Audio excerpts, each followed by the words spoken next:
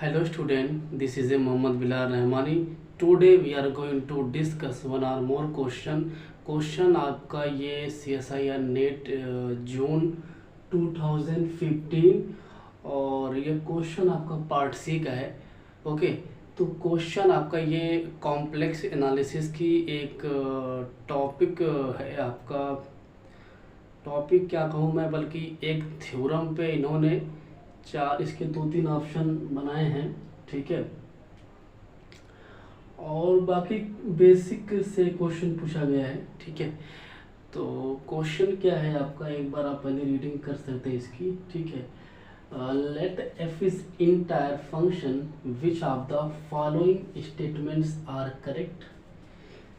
F is constant if the range of f contained in a straight line, if f is constant if the f has uncountably many zero, f is constant if f is bounded on 0 या 0 से कम, f is constant if real part of f is bounded।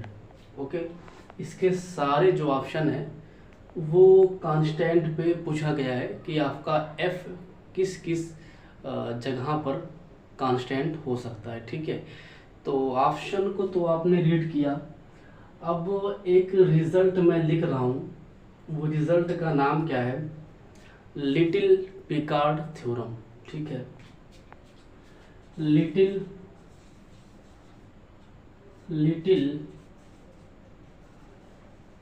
Picard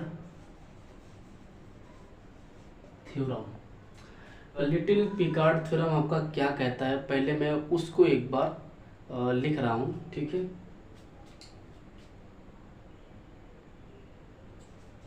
a non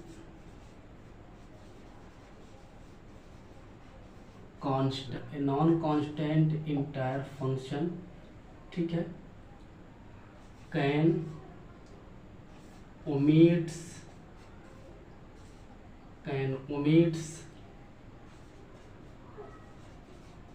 at most one value,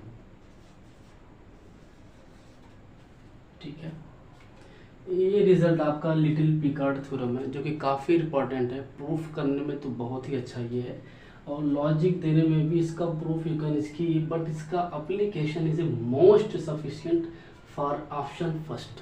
okay, ये कह रहा है कि आपका a non constant entire function can omits at most one value.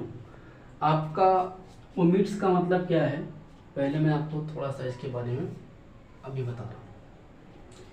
ये आपका जो थ्योरम ये कहता है कि आपका कोई फंक्शन है, अगर वो नॉन कांस्टेंट है तो फिर ज़्यादा से ज़्यादा उसकी जो वैल्यू होगी वो एक ओमिट्स करेगी। अगर एक से ज़्यादा किया या फिर दो या फिर तीन किया तो फिर आपका जो फंक्शन है वो आपका फंक्शन कांस्टेंट फंक्शन हो जाएगा। ओमिट्स का मतलब ये होता है कि जैसे मैं F of Z equal to E की पावर जेड लिया, ठीक है। अब Z of for every complex number लेते रहो, जेड आप कुछ भी लेते रहो, कोई भी कॉम्प्लेक्स नंबर लेते रहो, तो क्या जो फंक्शन की वैल्यू कोई ऐसा मिल जाएगा जहां पर ये जीरो आ जाए? कभी नहीं मिलेगा। यानी e की power z is never zero for every complex number. Okay, तो इसकी जो वैल्यू है, आप कॉम्प्लेक्स नंबर कोई भी ले लीजिए आप, ये फंक्शन की वैल्यू हमेशा ज़ीरो नहीं आएगी, कभी भी ज़ीरो आने वाली नहीं है।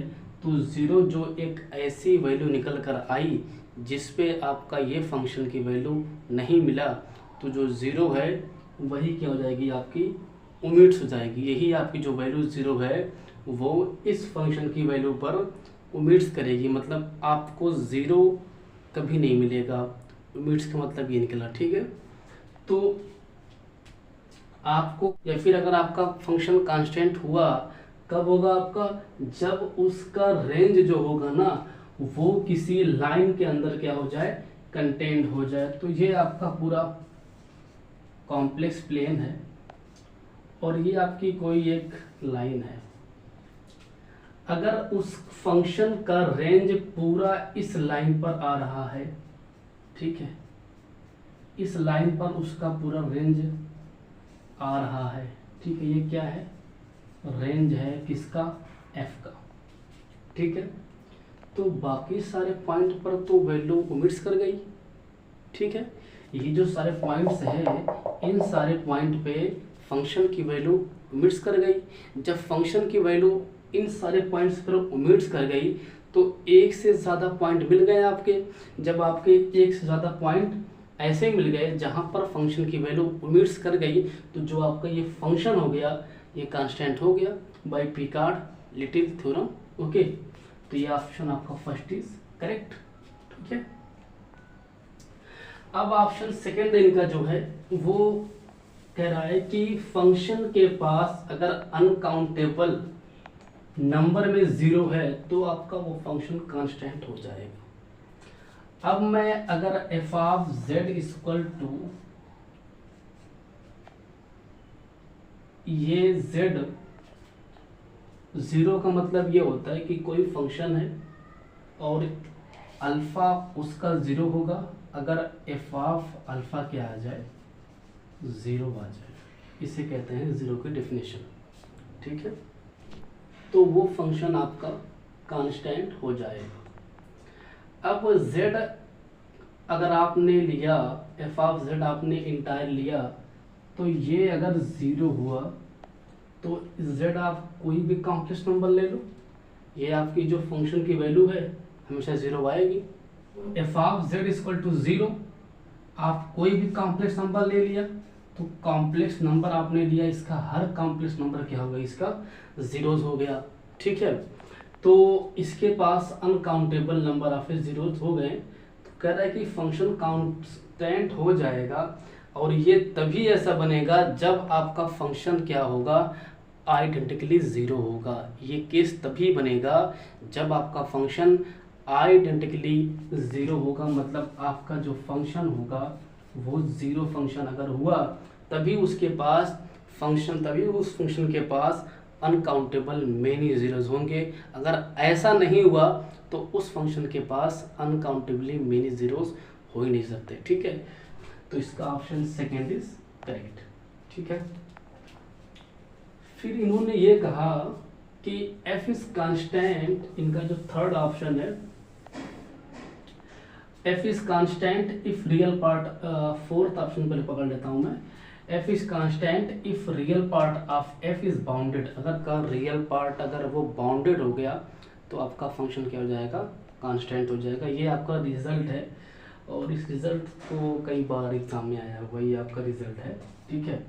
कोई फंक्शन कांस्टेंट तब होगा जब उसका कोई भी अगर एक रियल पार्ट या फिर imaginary part of a function अगर वो बाउंडेड हो गया तो आपका फंक्शन वो ऑटोमेटिक कांस्टेंट हो जाएगा, ठीक है। अब लॉजिक वही आपका दे देता हूँ अभी पिकार्ड थ्योरम से। तो यही आपका ये फंक्शन हो गया, आपका ये पूरा प्लेन हो गया और आपका जो फंक्शन है वो रियल, उसका जो ये के है बाउंडेड हो गया। तो ये आपका जो एफ ऑफ जेड है इसके अंदर ये बाउंडेड हो गया। अब बाउंडेड होने के बाद, ठीक है, बाउंडेड होने के बाद ये इसका जो रेंज आया वो बाउंडेड हो गया, तो रेंज जो आया बाउंडेड हो गया। अब यहाँ पर बाकी सारे जो इसके रियल ऑफ जहाँ जहाँ पे फंक्शन आएंगे, जो इसका रियल पार्ट है एफ का, वो जो पॉइंट हो जाएंगे वो ओमिट्स कर जाएंगे, तो function has to be constant by Picard one, ठीक है। तो इस तरह से आप सोच सकते हैं कि पिकार्ड लिटिल थ्योरम बहुत ही अच्छा थ्योरम है, उसको एक बार आप किताब में जाके देखिए कि वो किस तरह से काम करता है खास करके, ठीक है। तो इसका ऑप्शन फोर्थ भी करेक्ट हो गया। अब ऑप्शन थर्ड तरह पकड़ते हैं कि f is constant if f is bounded. f is कब, f आपका कांस्टेंट कब होगा, जब आपका f बाउंडेड हो जाए इस सेट के अंदर, ठीक है। तो अगर मैंने f z को ले लिया क्या, e की power z iota plus z, आपका ये फंक्शन इंटायर है और इसका आपने मॉड लिया और इसका थोड़ा अगर आपने सिंप्लीफाई अगर किया तो x प्लस आयोटा y का मॉड, ठीक है। तो आई एक्स हो जाएगा e की पावर आयोटा एक्स, फिर मॉड, तो प्रोडक्ट पे तो मॉड पे जाता है, तो e की पावर आयोटा वाई, तो यहाँ पर, तो यहाँ से कह सकता हूँ मैं e की पावर माइनस वाई का मॉड। अब इसको लिख सकता हूँ 1 e की पावर y का मॉड, ये हमेशा 1 से कम आएगा, हमेशा ये क्वांटिटी आपकी हमेशा 1 से कम आएगी। तो जब ये आपकी क्वांटिटी हमेशा 1 से कम आएगी तो इस बात का क्या मतलब निकला, ये फंक्शन इस सेट के अंदर बाउंडेड हो गया। बाउंडेड होने के बाद क्या ये कांस्टेंट हुआ? ये फंक्शन आपका कांस्टेंट थोड़ी होगा। आपका ये फंक्शन बाउंडेड हो गया इसके अंदर, लेकिन आपका ये फंक्शन कांस्टेंट नहीं होगा। ठीक है, तो इस तरह से क्वेश्चन के बारे में सोचते हैं। हर इसके 4 ऑप्शन थे, 2 ऑप्शन तो पिकार्ड थ्योरम पे, और इसके 2 ऑप्शन तो लॉजिक से आपको थोड़ा देना पड़ेगा। ठीक है, thank you for watching this video.